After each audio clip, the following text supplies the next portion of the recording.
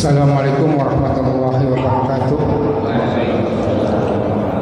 Bismillah walhamdulillah wassalatu wassalamu ala rasulillah. Rabbi shrahli sadri wa yassir li amri wahlul 'uqdatam min lisani yafqahu qawli. Mudah-mudahan kita semua yang hadir pada pagi hari ini mendapatkan nikmat sehat iman dan Islam. Amin ya rabbal alamin.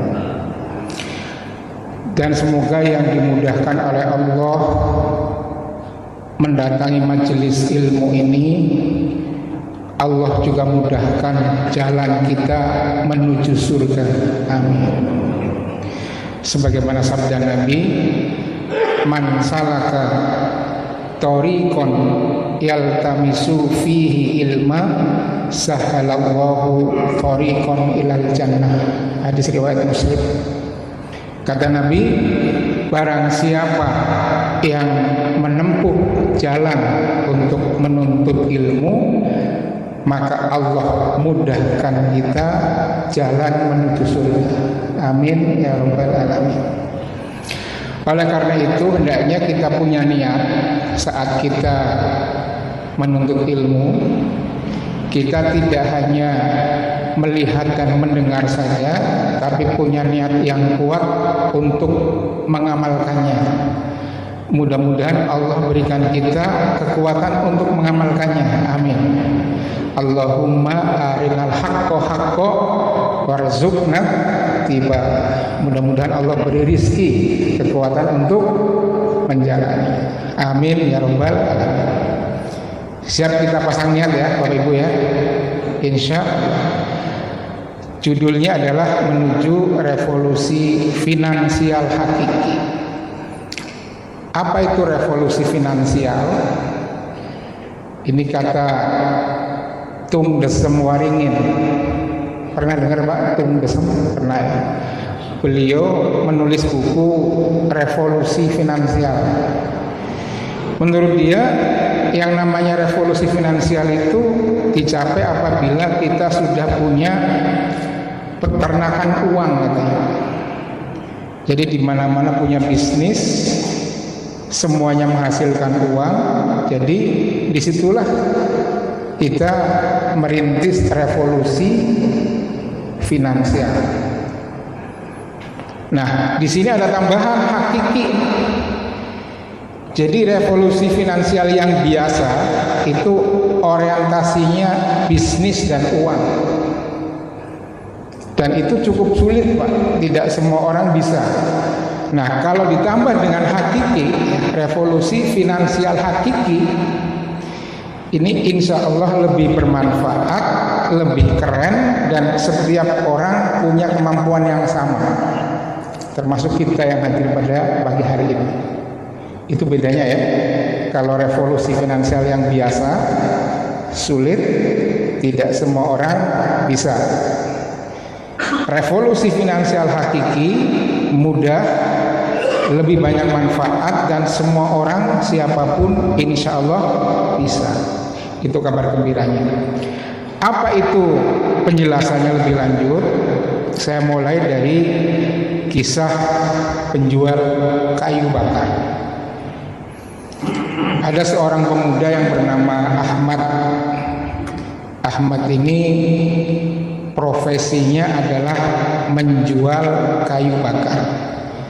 Setiap pagi habis sholat subuh berjamaah, dia pergi ke dusun seberang untuk membeli pohon-pohon tua. Kemudian ditebang, kemudian diikat dan dibawa ke pasar untuk dijual. Jadi kayunya legal, bukan kayu ilegal. Beli dulu pohon-pohon tua. Nah, Ahmad ini punya tenaga, punya tetangga, seorang kiai yang punya firasat tajam. Sebut saja namanya Kiai Soleh ya. Nah, hari itu Kiai Soleh punya firasat bahwa Ahmad tetangganya itu nanti akan mengalami bahaya besar. Firasat sang Kiai ini tajam Pak. biasanya tidak pernah meleset.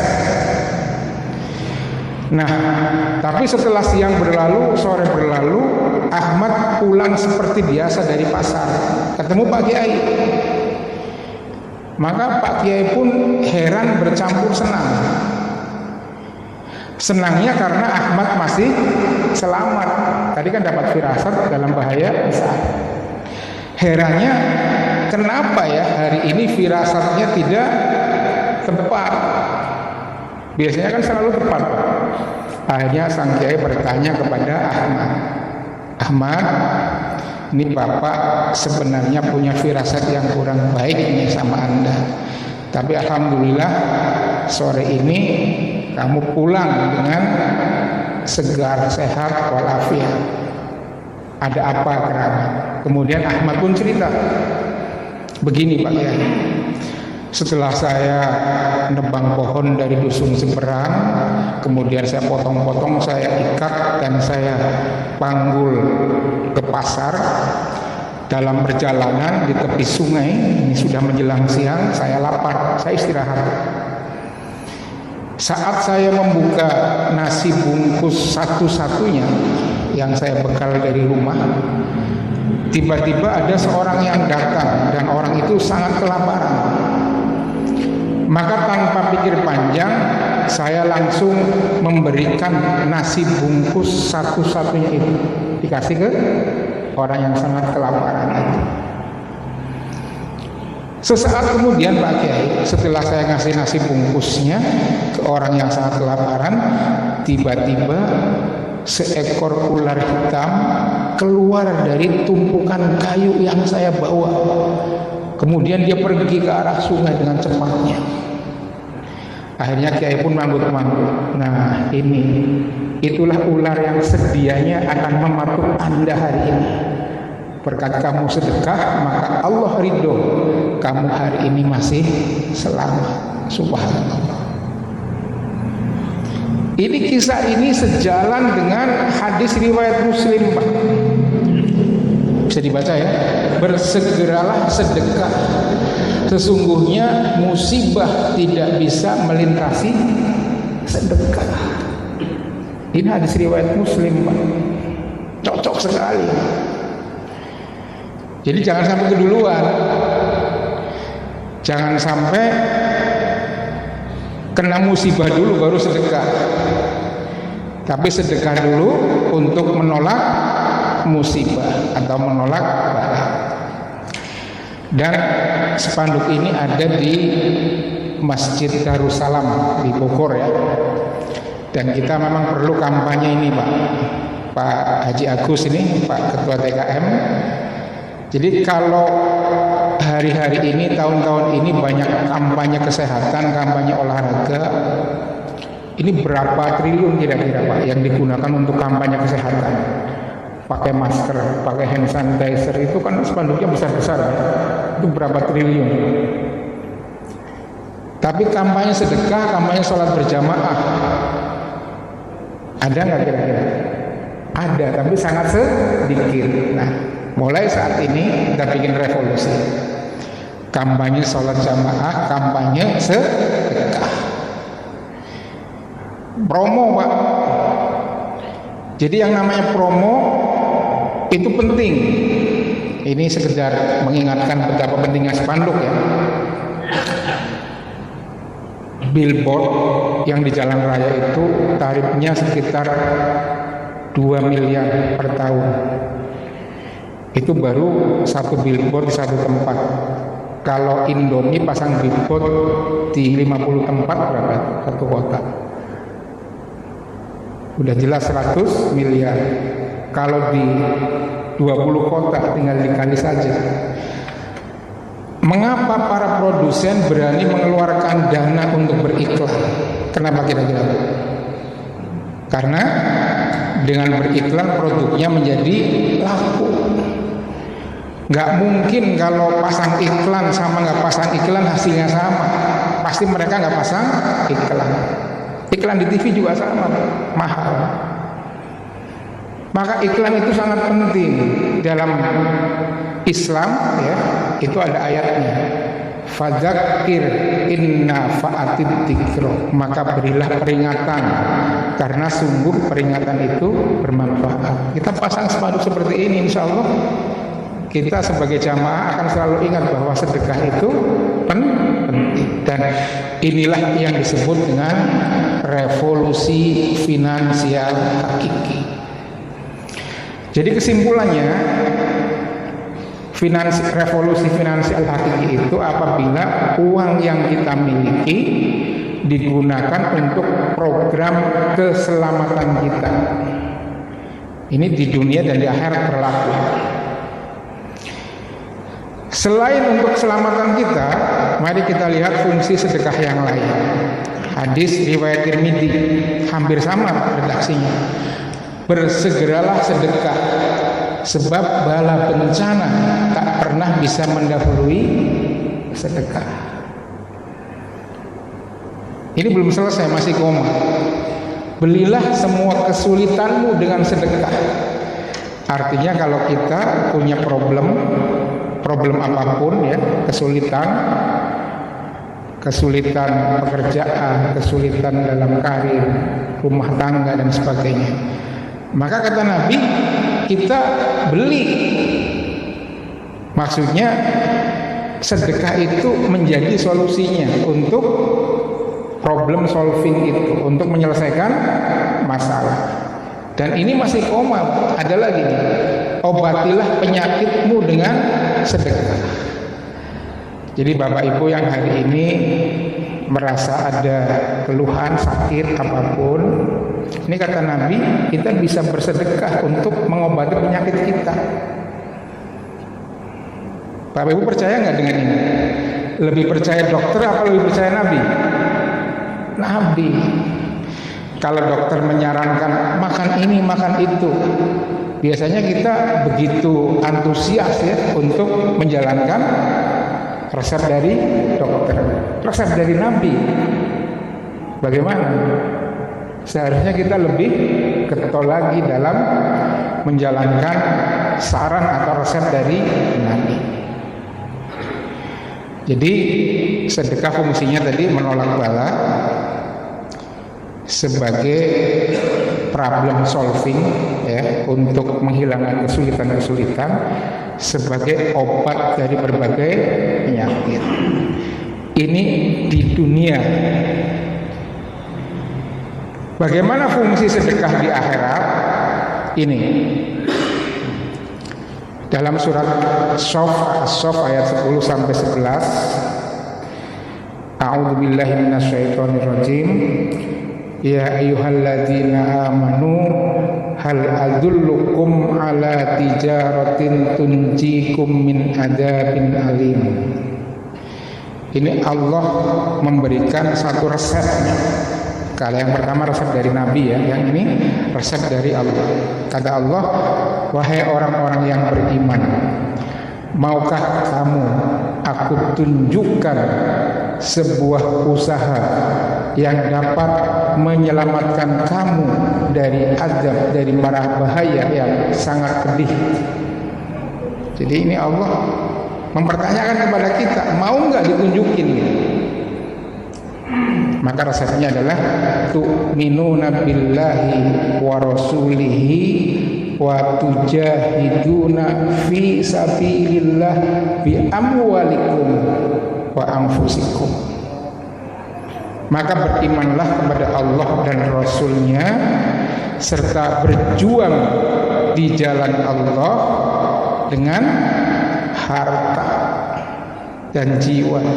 Berjuang dengan harta tidak lain adalah sedekah. Jadi ini resep untuk keselamatan hidup baik di dunia maupun di akhirat. Jadi ringkasnya, dengan sedekah di dunia kita terhindar dari mara bahaya, mendapatkan semua solusi dari berbagai persoalan hidup, disembuhkan penyakitnya, dan dihindarkan dari azab api neraka. Insya Allah semangat untuk sedekah Pak ya. Amin ya rabbal alamin.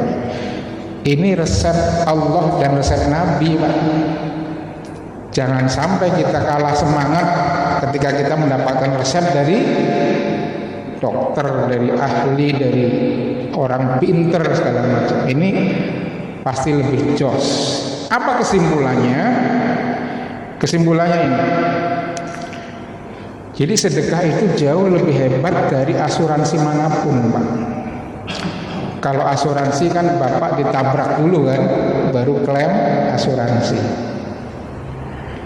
Bapak babak belur dulu ya, berdarah-darah baru klaim asuransi. Bapak hilang dulu harta bendanya ya, mobil, rumah dan sebagainya.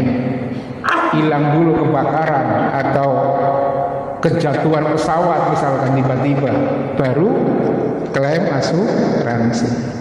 Mau seperti itu? Jangan.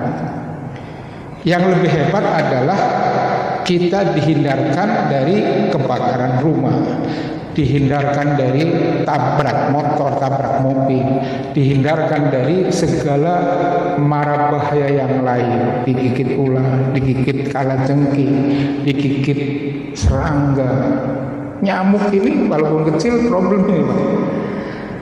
Caranya dengan sedekah. Jadi sedekah itu lebih baik dari asuransi manapun. Yang kedua, sedekah itu nggak hilang Pak, uangnya nggak hilang. Nanti di akhirat masih ada timbangannya. Kalau asuransi hilang nggak Pak? Kalau nggak diklaim, hilang. Kita bayar premi 2 juta misalnya per bulan, nggak ada masalah, hilang nggak itu uangnya? Uang hilang. Jadi mana yang lebih hebat? Nah, sebagai muslim tentu kita harus pilih asuransi jenis yang ini, yang bernama sedekah. Tadi harus ingat ya, dari di dunia itu mendapatkan perlindungan dari mara bahaya atau tolak bala. Apalagi yang kedua, mendapatkan solusi dari berbagai persoalan hidup. Yang ketiga, disembuhkan penyakit-penyakitnya. Di akhirat dijauhkan dari azab yang sangat pedih, masuk surga. Amin ya rabbal alamin. Ini surat As-Saff tadi itu adalah dalil bahwa sedekah itu dapat menjauhkan diri kita dari siksa api neraka, lalu masuknya ke surga. Nah, ini penegasan bahwa dengan sedekah bisa masuk surga.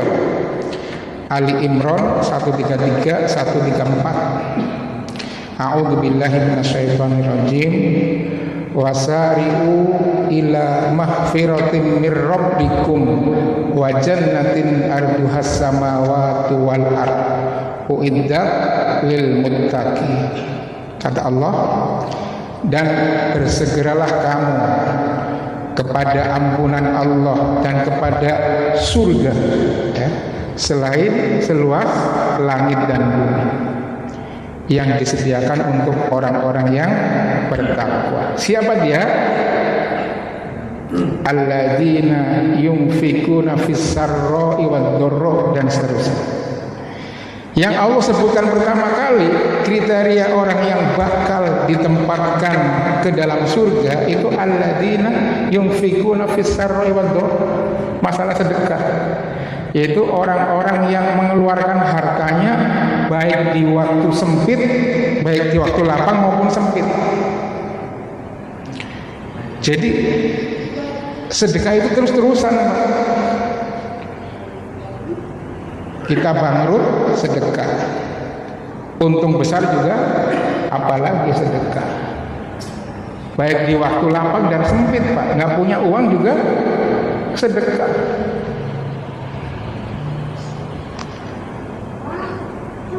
Nah ini, jadi di sini ada penegasan bahwa ketika Allah berjanji menyelamatkan kita dari azab yang sangat pedih dalam surat As-Saff ayat 10-11, kemudian Allah tegaskan bahwa bahwa dengan sedekah bisa masuk surga.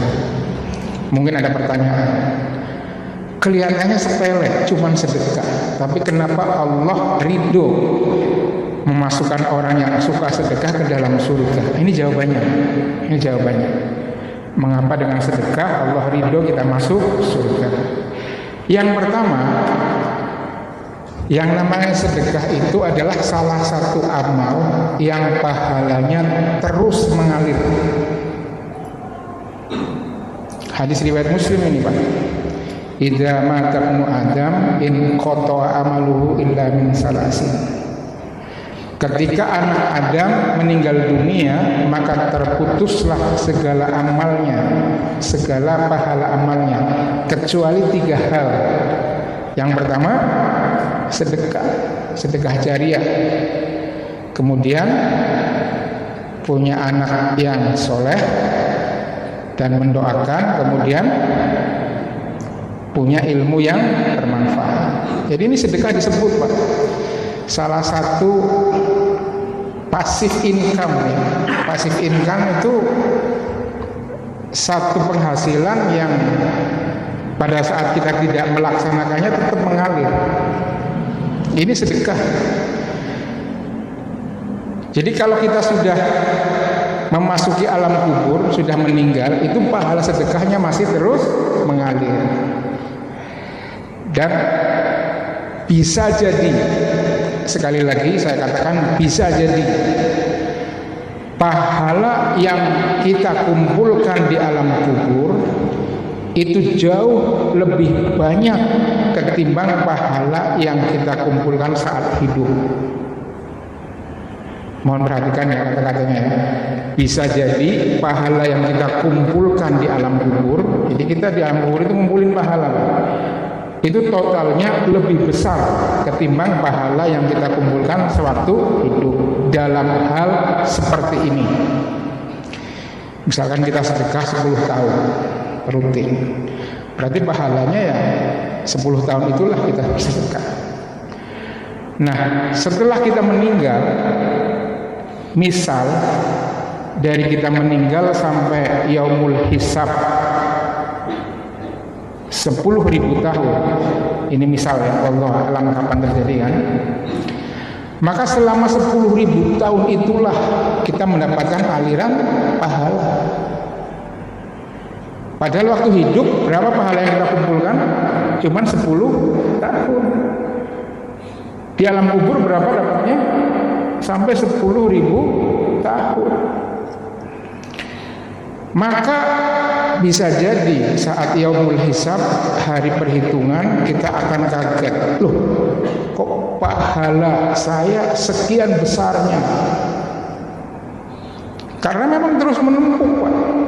Dia merasa pada saat hidup pahalanya hanya sedikit karena hanya 10 tahun, tapi ternyata bisa luar biasa. Ini berkat sedekah, pahalanya terus mengalir. Dan kemudian setelah pahalanya terus menumpuk, pada saat yaumul hisab kan yang berlaku inilah surat Al-Qari'ah. Fa amma man saqulat mawazinuh fa huwa fi izatir radiyah. Jadi ayat ini, Pak, 6 sampai 7 ini adalah cerita tentang hari kiamat. Pada saat hari kiamat itu ada hari penimbangan, namanya yaumul hisab atau yaumul wazn, hari perhitungan atau hari penimbangan. Saking pentingnya ayat ini tentang adanya penimbangan tadi, Allah mulai surat ini dengan 3 kali menyebutkan tentang hari kiamat. Al-Qari'ah, okay. Kemudian Mal-Qari'ah, kemudian wa ma adraka mal-Qari'ah. Ini kan luar biasa nih, Pak. Sampai disebut 3 kali hari kiamat. Apakah hari kiamat itu? Dan tahukah kamu apakah hari kiamat itu? Sampai 3 kali. Kemudian disebutkan huru haranya, setelah itu baru ini fa amman saqulat mawazin fa huwa fi izatir radiyah. Maka barang siapa yang berat timbangan kebaikannya, yang pahalanya banyak, maka dia ditempatkan di surga yang memuaskan. Mudah-mudahan termasuk kita semua, amin. Dan seluruh keluarga kita, amin.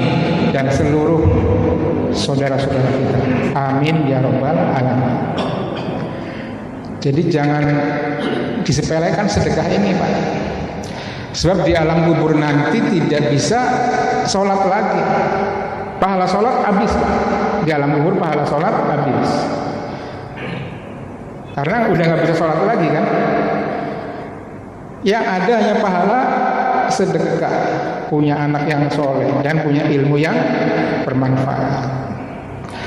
Sebaliknya, kalau kita sedekahnya sedikit, dikhawatirkan. Apa khawatirnya, Pak? Wa amma man khaffat mawazinu fa ummuhu hawiyah. Dan barang siapa yang ringan timbangan kebaikannya, maka tempatnya adalah neraka hawiyah. Na'udzubillahi min dzalik. Ini mumpung masih kita hidup, mumpung masih kita bisa bersedekah, maka kita rajin-rajinlah bersedekah. Kapan waktunya? Di sini disebutkan bersegera. Kenapa harus bersegera? Apa kira-kira jawabannya? Kenapa sedekah itu harus bersegera? Jawabannya biar tidak keduluan musibah, iya kan? Ini balapan nih, Pak. Bersegeralah sedekah, sungguhnya musibah tidak bisa melintas sedekah. Jadi jangan sampai yang lewat itu musibahnya dulu, kita harus bersegera. Lalu patokan segera itu jam berapa? Jawabannya adalah pagi-pagi. Pagi itu dalam Islam mulai jam berapa? Setelah jam 12 malam lewat 1 menit itu sudah pagi. Orang-orang bilang selamat pagi, tapi kita masih malam. Bahkan menjelang subuh itu masih dianggap malam. Itu namanya sepertiga malam terakhir. Jadi sebelum subuh itu masih malam, sepertiga malam terakhir itu. Jadi harus paham ini kita. Malam kapan, pagi kapan. Nah, yang dimaksud sedekah pagi itu mulainya setelah subuh gitu. Bagaimana kalau malam bersedekah? Ya boleh saja, boleh saja. Nah, kenapa dipatok pagi? Yang pertama segera, tahu alasannya ya. Kenapa harus segera? Karena biar tidak keduluan musibah. Segeranya itu kapan? Pagi. Ini jawabannya ini. Mohon perhatikan. Ini hadisnya riwayat Bukhari.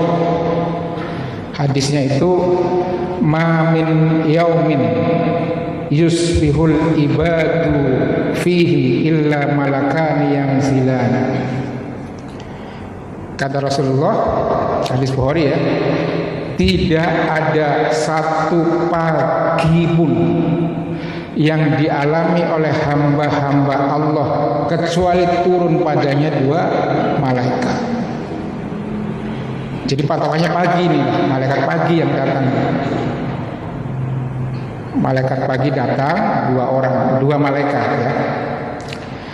Malaikat pertama berdoa ya, Allahumma a'ti munfikon kholafa. Ya Allah, berilah ganti kepada orang yang bersedekah. Gantinya macam-macam. Tidak hanya berupa finansial, tapi tadi keselamatan, pengobatan, solusi dari berbagai kesulitan hidup. Itu gantinya.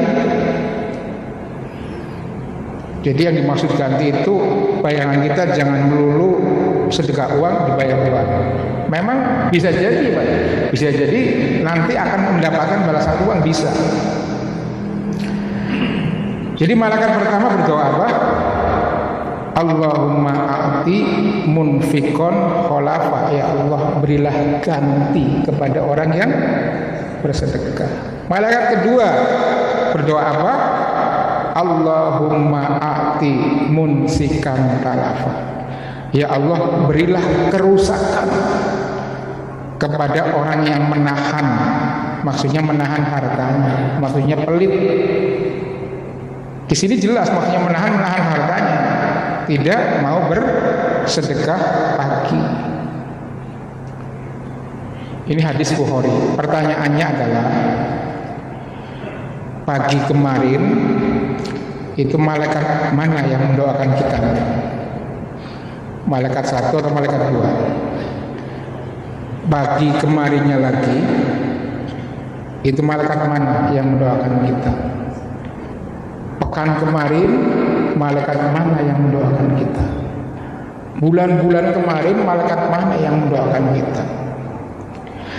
Kalau jawaban kita masih lebih sering malaikat kedua yang mendoakan kita, ini bahaya. Doa malaikat ini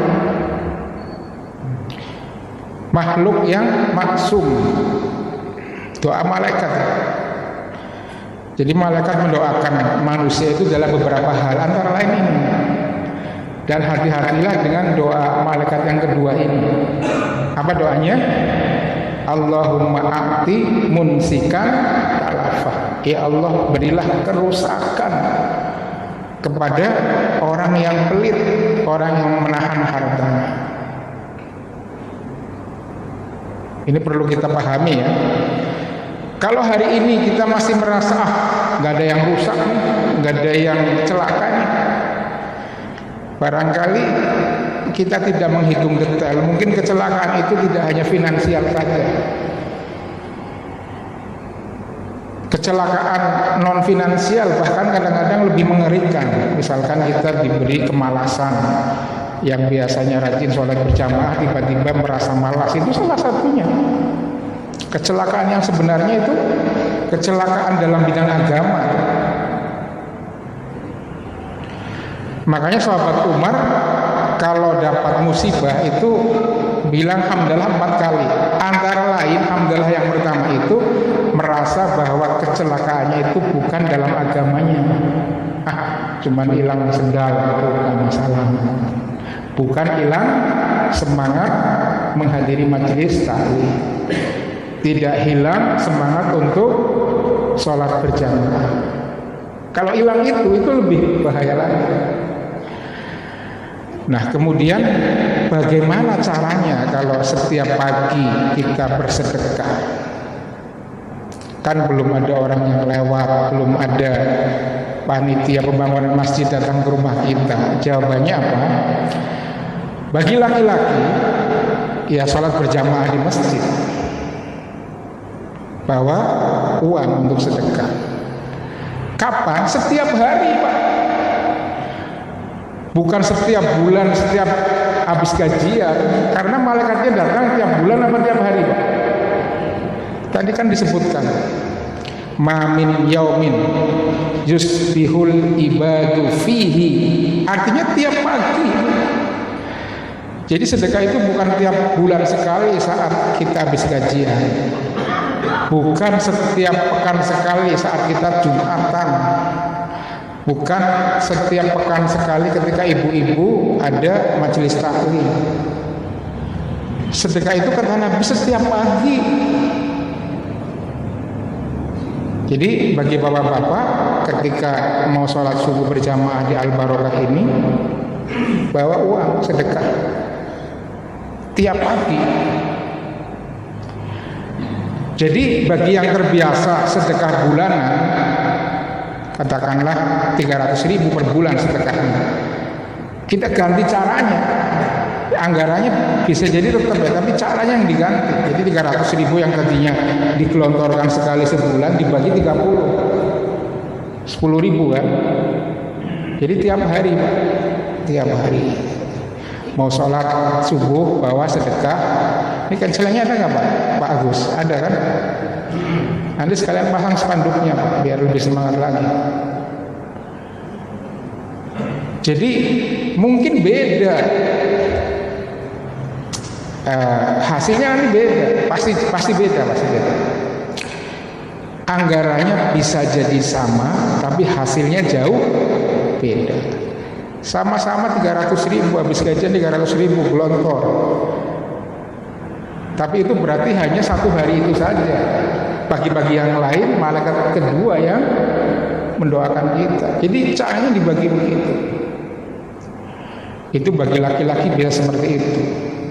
Nah, kalau bagi wanita yang boleh tidak ke masjid ya. Kalau ke masjid kan laki-laki kan.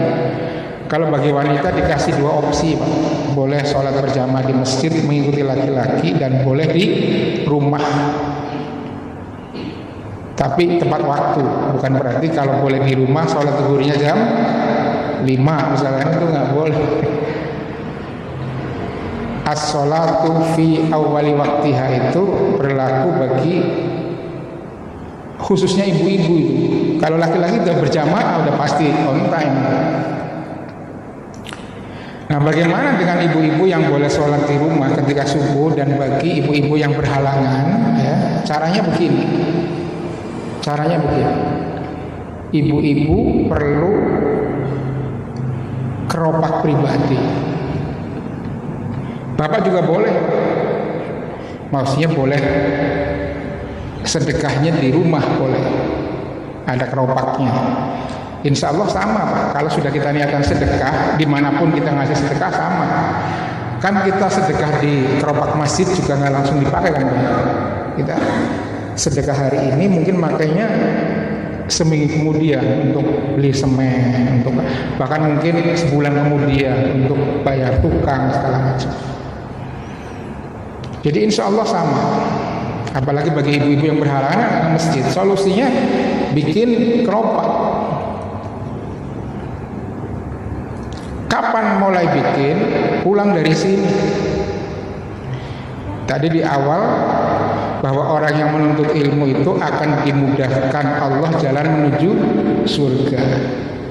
Siapa yang dipermudah? Yang tidak hanya mendengar saja, tapi yang mengamalkan. Jadi mulai hari ini, pagi ini kita amalkan sedekah pagi ini. Ini tanggung jawab bapak-bapak ini. Untuk habis dari sini, langsung cari kaleng biskuit bekas, lubangi bagian atasnya, tulis sudahkah sedekah pagi ini. Jadi kata-katanya jangan hari ini, Pak, pagi ini. Kalau mau ditulis hadisnya, hadis yang tadi itu, yang tiada satu pagi pun yang dialami oleh hamba-hamba Allah kecuali datang kepada dia, kepada mereka dua malaikat. Ditulis itu. Hadisnya bisa search di Google lah, gampang itu. Sekarang gampang sekali kan cari hadis. Hadis Bukhari tentang sedekah pagi. Nah, jadi kembali lagi nih. Mari kita amalkan ilmunya saat ini juga. Kita langsung bikin keropak, atau bisa DKM yang menyiapkan, memfasilitasi. Tadi di masjid tadi yang saya sampaikan yang ada spanduk itu DKM yang ngasih, Pak. Jadi kalau kita sedekah di keropak sendiri, bagaimana caranya? Cara distribusinya? Tiap pekan kita ambil, Pak, dibuka, terus kita salurkan. Bisa ke Masjid Al Barokah, bisa ke madrasah. Di sini ada madrasah, Pak? Ada ya, ke madrasah. Yatim juga ada, saya lihat tuh, ada keropak yatim. Saya pekan ini pengen ke yatim, atau pekan ini saya ingin membantu tetangga saya yang SPP-nya kurang. Jadi penyalurannya bisa sepekan sekali, bisa 2 pekan sekali. Kalau di sana ya petugasnya ngambil, keliling, mau store berapa silahkan.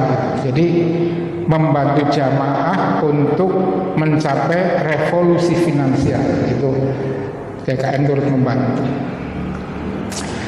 Jadi sekali lagi tugas bapak-bapak, kalau mau langsung instan, pulang dari sini cari kaleng biskuit.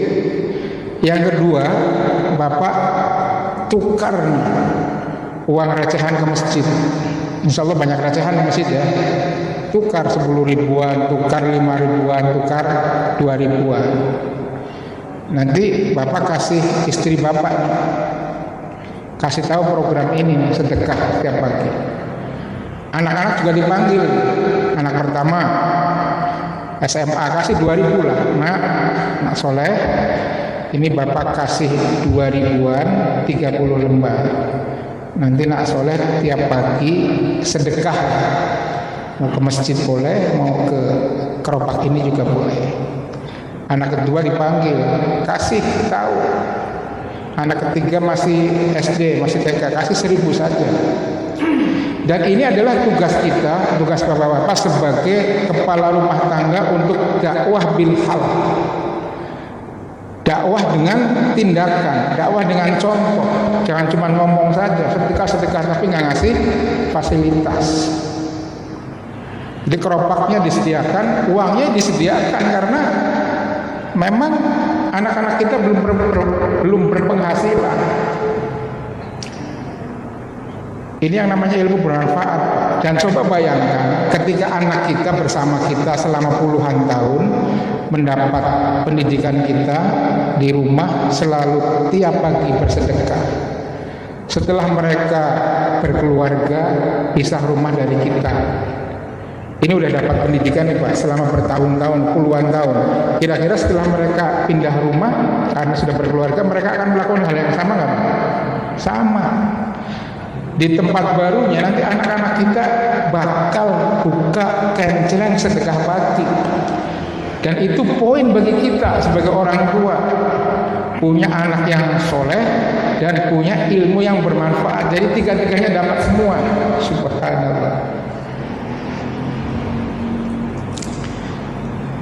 Dan itu akan terus berkembang.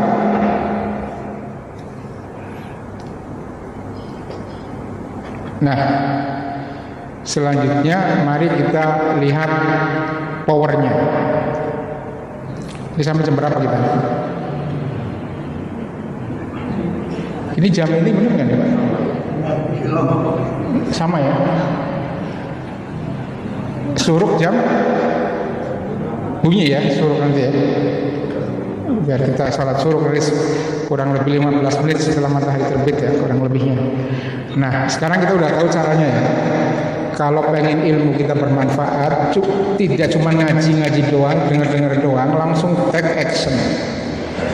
Langsung buat keropak, langsung tukar uang ya. Kalau uang receh di sini habis, tukar ke masjid lain, insya Allah banyak ya. Banyak. 10 ribuan sama 2 ribuan, 1.000-an untuk anak-anak. Kita tarbiyah anak-anak. Jadi yang sedekah bukan cuma bapaknya Pak, tapi semuanya sedekah. Nah sekarang kita lihat powernya, power finansial revolusi. Seandainya satu kakak ada 20.000 rupiah per hari, dia ada yang 10.000, ada yang 5.000, ada 2.000, 2.000, 1.000, itu kan beda-beda tergantung anaknya kan.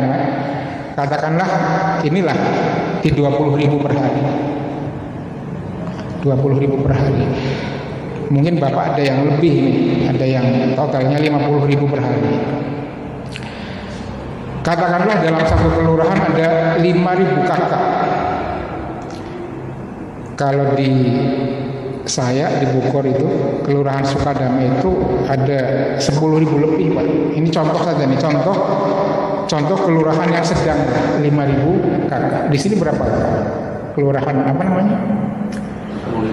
10 ribuan. 12.000. Ini 12.000 termasuk besar. Ini termasuk kecil. Katakanlah ada 5.000 kakak saja kepala keluarga. Satu kakak kepala keluarga 20.000 setiap hari ada infak. Maka dalam satu bulan berarti kan 20.000 ya kali 30 hari kali 5.000 itu jumlahnya 3 miliar per bulan.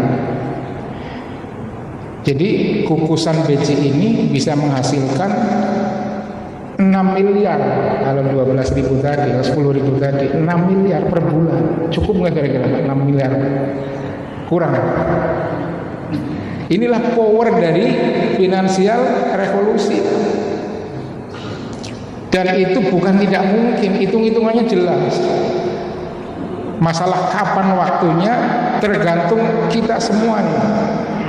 Jadi kita semua yang hadir di sini, Bapak dan Ibu, menjadi duta, menjadi tim sukses lah, untuk mendakwahkan sedekah pagi menuju revolusi finansial hakiki. Jadi bagi kita yang sedekah dapatnya apa tadi? Tolak bala, dapat solusi dari berbagai persoalan hidup, dapat kesembuhan dari macam-macam penyakit, ya. Kemudian di akhirat dijauhkan dari siksa api neraka. Surat As-Saff ayat 10-11, masuk surga. Ali Imran 133 134. Kita dapat itu, Pak. Itulah yang disebut dengan rahasia revolusi finansial hakiki. Masyarakat dapat apa? Coba hitung, masyarakat dapat apa? 6 miliar per bulan. Tadi kalau menurut Bapak kan 10.000 kan, jadi 6 miliar per bulan. Kukusan jadi apa kira-kira? Itu Masya Allah, ekonomi bangkit, amin. Masjid ramai, jadi kampanye sholat berjamaahnya itu bisa jalan. Yang tadinya, alhamdulillah di sini 5 shop ya, luar biasa ini masjid ini. Di tempat lain masih banyak Pak, yang subuhnya cuma 2 shop, 1 shop. Ini luar biasa. Tapi masih kurang ya, kita kampanye lagi nih sholat berjamaah. Ekonomi bangkit, santunan yatim dan duafa akan lebih baik ya. Pendidikan Islam di Kukusan akan lebih maju. 6 miliar Pak. Ini jauh di atas dari bantuan pemerintah Pak. Pemerintah ada nggak Pak? Belum ya. Nah kita sendiri saja. Jadi inilah power daripada revolusi finansial hakiki. Kita dapat keselamatan dunia akhirat, masyarakat dapat keuntungan manfaat yang luar biasa, umat dapat keberuntungan, solusi, keamanan, kenyamanan, pendidikan yang layak, fasilitas ibadah yang sangat nyaman dan sebagainya. Sebelum saya akhiri, ini slide terakhir setelah ini. Slide terakhir ini adalah rahasia sakaratul maut. Nah sebelum saya ke kesimpulan yang terakhir, barangkali ada 1-2 pertanyaan, dipersilahkan. Ya silakan. Tadi dikatakan belilah kesulitan dengan sedekah. Ya. Sekarang posisi kita lagi di bawah, ada lagi yang bersedekah. Kira-kira ada solusinya Pak? Baik, ini pertanyaan bagus sekali. Tadi ada hadis yang mengatakan belilah kesulitanmu dengan sedekah. Tapi masalahnya kesulitannya ya sekarang kita lagi nggak punya duit, bagaimana caranya? Nah, solusinya begini Pak. Yang pertama tadi kan maksudnya sedekah dengan uang. Jadi kalau ada uang berapapun jumlahnya, 1.000 perak, 500 perak kita sedekahkan. Jadi sedekah yang dimaksud tadi itu bukan sedekah yang lain Pak, yang dimaksud ini sedekah uang karena jelas. Karena berilah kerusakan bagi orang yang menahan hartanya berarti uang. Nah bagaimana kalau terpaksa tidak ada? Ya terpaksa dengan sedekah model yang lain. Sedekah itu banyak macamnya, termasuk memberikan senyuman, memberikan kebahagiaan, termasuk sholat-sholat duha, sholat sunnah itu juga bisa dikatakan sedekah. Jadi pasti ada jalan, pasti ada jalan. Tadi disebutkan bahwa alladzina yunfikuna fis sarra'i wad dharra, itu artinya uang Pak. Dalam keadaan lapang maupun sempit kan itu dalam hal bicara uang ya. Jadi sesempit apapun, sesulit apapun, biasanya kita tetap punya uang Pak. Meskipun cuma 1.000 perak, masa sih 1.000 nggak punya gitu. Kita kasih 1.000, nggak masalah. Malah contohnya kan tadi sedekah harta ya tadi, ngasih nasi bungkus tadi kan, itu harta juga sebenarnya. Kalau misalkan uang cash nggak ada ya tadi bisa dikonversikan dengan nasi bungkus, atau misalkan bapak nggak punya yang lain, ini misal saja Pak, atau ada di rumah barang apa yang bisa kita sedekahkan, begitu Pak ya, mudah-mudahan bisa terjawab. Yang lain silakan Pak. Sedekah yang uang kan, tapi kalau mama sedekah yang paling kecil mama buang duri di jalan itu termasuk nggak? Baik, apakah buang duri di jalan juga sedekah? Iya, insya Allah bisa. Jadi itu ada hadisnya memang Pak, disebutkan sekalipun membuang duri di jalan itu termasuk. Apalagi membuang duri di jalan, orang senyuman saja ya. Kalau duri kan itu sudah menyangkut bahaya, itu termasuk. Jadi yang prioritas pertama ya, kalau disebutkan dalam Ali Imran tadi sama hadis tadi itu artinya fis sarai wad dharra ya, alladzi yunfikuna fis sarai wad dharra wa tujahiduna fi sabilillah bi amwalikum. Itu jelas Pak, amwalikum itu kan berarti harta. Itu yang dimaksud di situ harta. Tapi kalau harta nggak ada ya bisa termasuk itu. Dan kombinasinya juga artinya jangan pilih-pilih. Kalau ada kesempatan menyiringkan duri ya kenapa tidak kita lakukan saja. Begitu Pak ya, mudah-mudahan bisa terjawab. Ada lagi? Ya silakan Ibu. Assalamualaikum. Jika sedekahnya virtual gimana Pak? Baik virtual, transfer juga bisa sedekah. Oh virtual, secara virtual. Iya. Sedekah virtual transfer apakah bisa? Bisa. Itu masalah metode saja. Intinya kan memberikan amwal kita. Ya kan? Wa tujahiduna fi sabilillah bi amwal, itu jelas itu harta benda itu. Jadi tekniknya pakai virtual, pakai scan apa yang sekarang ya, kris ya. Tapi hati-hati pakai kris Pak. Ada banyak kasus krisnya di duplikat, disalahgunakan, dialihkan gitu ya. Harusnya kan dapat hasil. Hati-hati pakai kris ya, harus dicek.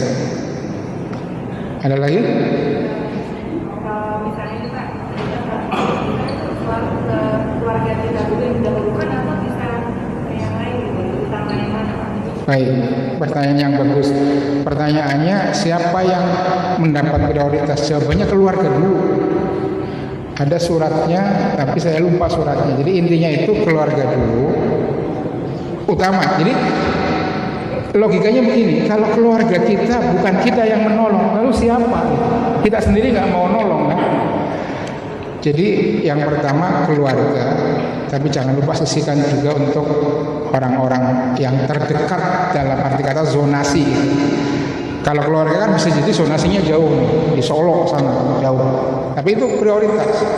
Dan juga ada prioritas utama yang terdekat secara zonasi. Maksudnya ya kita tinggal di mana itulah yang masjid kita, madrasah di sekitar kita, tetangga kita.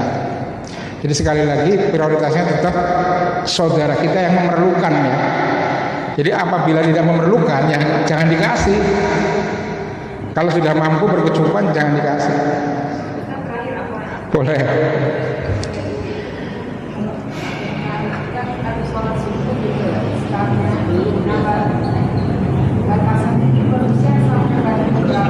Masya Allah, ini pertanyaan sulit ini. Jadi startnya dari pagi kan, dari subuh kan, batasannya kapan? Saya tidak bisa menjawab. Wallahu a'lam, karena memang tidak dijelaskan. Untuk lebih amannya sepagi mungkin, karena hadisnya kan bersegeralah sedekah. Jangan sampai keduluan musibah. Jadi sebagi mungkin. Bagaimana kalau lupa ya saat kita ingat, oh belum nih, langsung. Bagaimana kalau kita ingat tapi di jalan tol? Nah ini kasus lagi nih. Ini cuman cara saya, tapi mudah-mudahan cara saya masuk gitu, masuk akal mungkin. Ketika saya lupa dan tidak menemukan keropak, saya biasanya ngambil uang dari dompet, misalkan dompet dari saku sebelah kanan, ambil satu, masukkan ke sebelah kiri. Saya niatkan sedekah pagi saya.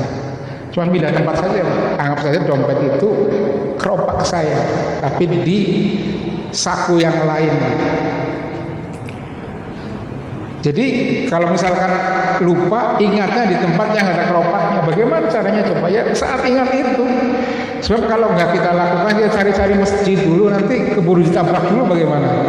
Kan repot ya. Jadi langsung saya bismillah, saya infak nih, masukin dari kantong dompet yang sebelah ujung, ambil satu, saya infak. Nah, insya Allah sama. Itu ya Bu ya. Jadi batasnya jam berapa, wallahu a'lam. Intinya sebagi mungkin. Kalau lupa langsung sedekah di mana. Ini ngomong-ngomong kok enggak ini ya bunyi-bunyi apa Pak? Emang enggak bunyi Pak? Emang enggak bunyi? Ini udah selesai ya? Kalau udah selesai saya ambil terakhir. Saya tadi nunggu bunyinya nih masalahnya. Iya, ini terakhir nih ya. Slide terakhir. Surat Al-Munafiqun 10 sampai 11. A'udzubillahi minasyaitonirrajim.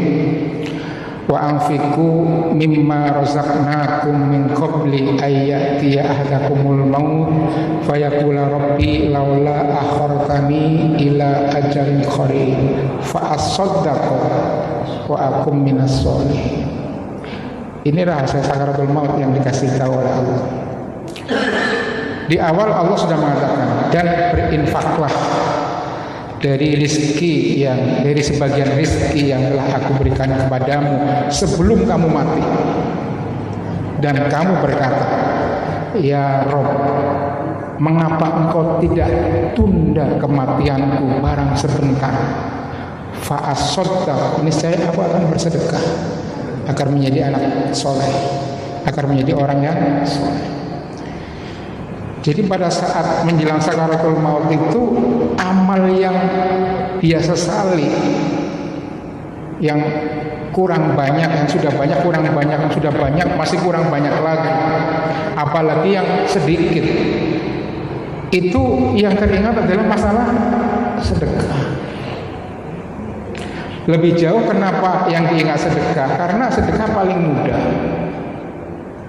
dan dikasih tahu bahwa pada saat sakaratul maut itu dikasih tahu manfaat-manfaat sedekah nantinya bakal menggunung pahalanya, seperti yang Nabi sabdakan dalam hadis riwayat Muslim, pahalanya akan terus mengalir.